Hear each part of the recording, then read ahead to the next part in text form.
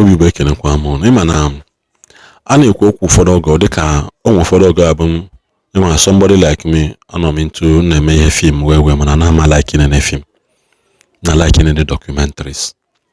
The reason why I like not to documentaries that now if you don't know where you are coming from, you will not know where you are going. If you don't know your history, somebody else will tell you a different story about you, who you are. This video shows that now even when I want to break it down, this is like our history, our past as Nigeria, our past as people, or this is like our past is better than the future. The only difference with the date, with the time, OGWM. When you begin to watch this video, for that now he brought the mind of people back. What that he have been before on different scenarios. On different scenarios. Mana Nigeria once hele hana nabi hadu kwa already danata kwa again. Mana yuna hene yekukwa kipe we na amande mo mana bikono nene this video nene ni anisi. Gordon. Good evening, ladies and gentlemen. It's only a very foolish man or a very wicked man that will keep on repeating the same process, the same mistakes that turns into failure year in, year out, and still continue on that same path without realizing his errors. You know why I'm saying this? It's so painful. The other day, the NNPC signed an arrangement with the Chinese to turn around the refineries. These same refineries in 2018, Melekari and Co. and Buhari, from 2018 to 2023, squandered over $3 billion in failed turnaround maintenance program. From 1999 till now, Nigeria has wasted over $25 billion on failed turnaround maintenance program on refineries with combined nameplate capacity of 375,000 barrels of crude oil refining capacity a day. Aliko Dangote in 2013 conceived the largest single train refinery in the whole of Africa, 650,000 barrels capacity a day. Aliko completed and launched it in 2023, spending close to $18 to $20 billion, less than what Nigeria wasted to turn around two refineries that they have used as conduit pipe to continue stealing from Nigeria and Nigerians.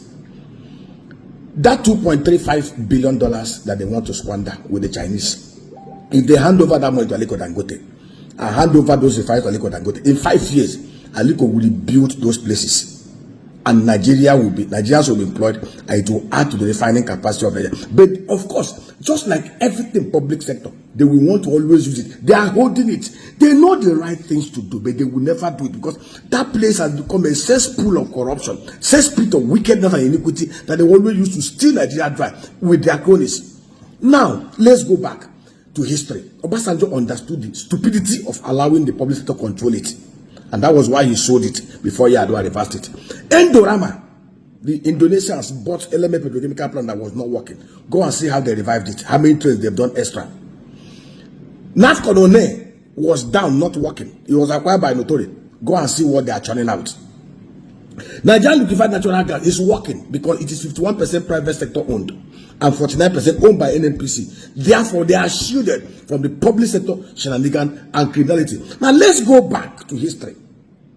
As at 2010, see, there is nothing that is happening to Nigeria that has not happened elsewhere. Brazil Petrobras was as inefficient, opaque, and corrupt as NNPC. When the Brazilian government decided to do the right thing, they sold down 72% of their shareholding in Petrobras to deep-pocketed, technically savvy private sector investors, foreigners, and locals.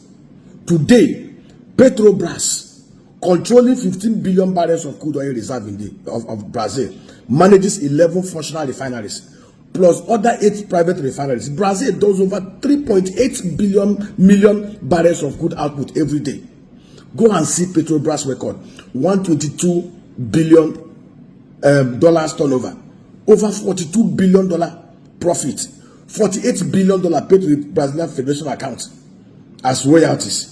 Look at NNPC. Now, look at even 2026. As at 2010, Brazil daily crude oil output was 2 million barrels. Nigerian daily crude oil output in 2010 was 2.8 million barrels, both crude of 2.4 million barrels and condensate of 400,000 barrels. We were ahead of Brazil in 2010. Today, fast forward, Brazil is doing 3.8 million barrels, 3.9 million barrels a day.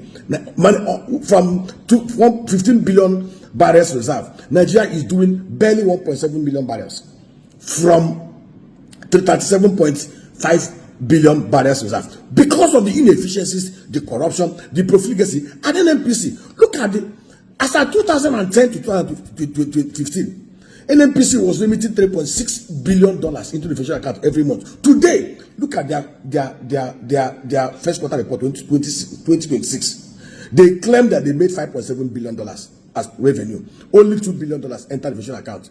Petrobras did $23.5 billion the same quarter. 10 times what these guys paid into the federation account. Do you know why? Petrobras is efficient, transparent, and accountable. They know what they are doing. We have advised them, and that's the right thing to do.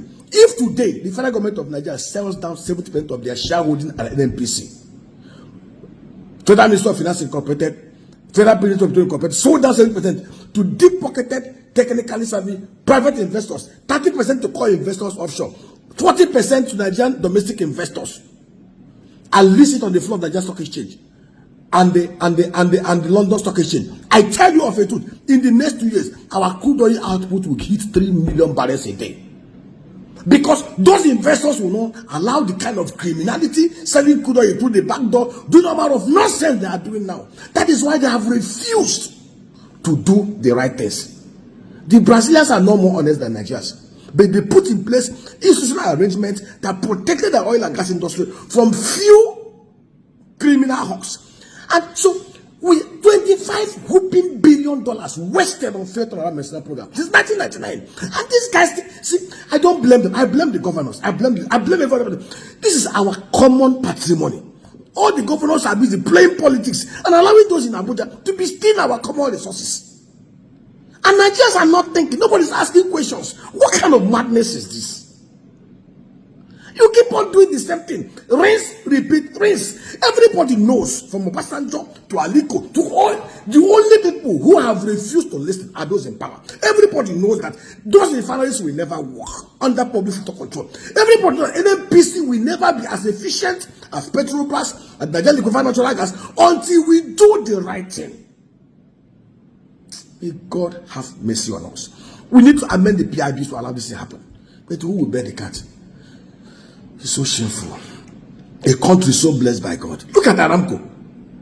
Market capitalization $1.79 trillion. Managing 267 billion barrels of crude. Look at NNPC. Look at our market, the value of NNPC. Look at even our Nigerian Stock Exchange. May God have mercy on us. I've never seen a country being so ruined by a set of kleptomaniacs who have refused to do that. And we know that everyone keeps quiet and this madness continues. God have mercy on us. It's so shameful.